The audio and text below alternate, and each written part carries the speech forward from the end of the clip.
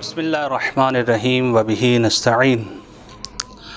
پروردگار عالم قرآن مجید میں ارشاد فرما رہا ہے ان اللہ یحب المتقین، کہ بے شک پروردگار عالم متقین کو دوست رکھتا ہے۔ پروردگار عالم نے قرآن مجید میں کچھ فوائد متقین کے ذکر کیے ہیں کہ جو شخص متقی ہوگا یہی آیت کریمہ کہ اللہ اس کو دوست رکھے گا۔ کہیں پر پروردگار عالم نے کہا وَاعْلَمُوا أَنَّ اللَّهَ مَعَ الْمُتَّقِينَ، کہ جان لو بے شک اللہ تعالیٰ متقین کے ساتھ ہے۔ کہیں پر پروردگار عالم نے کہا وَالْعَاقِبَةُ لِلْمُتَّقِينَ، عاقبت متقین کے لیے ہے۔ کہیں پر پروردگار عالم نے واضح الفاظ میں کہا اُزْلِفَتِ الْجَنَّةُ لِلْمُتَّقِينَ، کہ جنت سجائی گئی ہے متقین کے لیے۔ اور کہیں پر پروردگار عالم نے متقین کے لیے کہا انما المتقین فی مقام امین، امن و امان کی جگہ میں ہوں گے متقین۔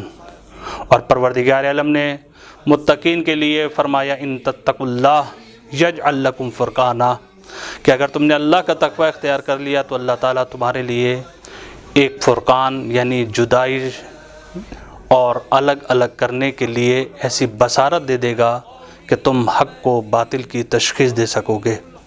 اور واضح الفاظ میں پروردگار عالم نے کہا انما یتقبل اللہ من المتقین، اگر پروردگار عالم اعمال بھی اگر کسی کے قبول کرے گا تو متقی ہوگا تو اس کے اعمال قبول کیے جائیں گے۔ یہی وجہ ہے امام رضا علیہ السلام کے بھائی زید، جو زید النار سے مشہور ہے، امام کے پاس آتے ہیں اور آنے کے بعد کہتے ہیں کہ میں جنت میں جاؤں گا۔ تو امام رضا علیہ السلام نے کہا کیوں تم جنت میں جاؤ گے؟ کہا اس لیے کہ میں آپ کا بھائی ہوں، میرا حسب نسب عالی ہے۔ امام نے فرمایا کہ یہ حسب و نسب اور میرا بھائی ہونا تمہیں اس وقت فائدہ پہنچائے گا کہ جب تم اللہ کی اطاعت کرو گے، تقوی الہی کو اختیار کرو گے۔ کیا تم نے قرآن نہیں پڑھا کہ حضرت نوح نے اپنے بیٹے کے لیے کہا ان ابنی من اہلی، کہ پروردگار عالم یہ میرا بیٹا ہے؟ تو پروردگار عالم نے واضح الفاظ میں کہا لیس من اہلک انہ عمل غیر صالح، یقیناً عمل صالح ہوگا، تقوی ہوگا تو انسان کامیاب ہوگا۔ دعا کرتے ہیں پروردگار عالم سے کہ ہمیں تقوی الہی اختیار کرنے کی توفیق عطا فرمائے۔ والسلام علیکم ورحمۃ اللہ۔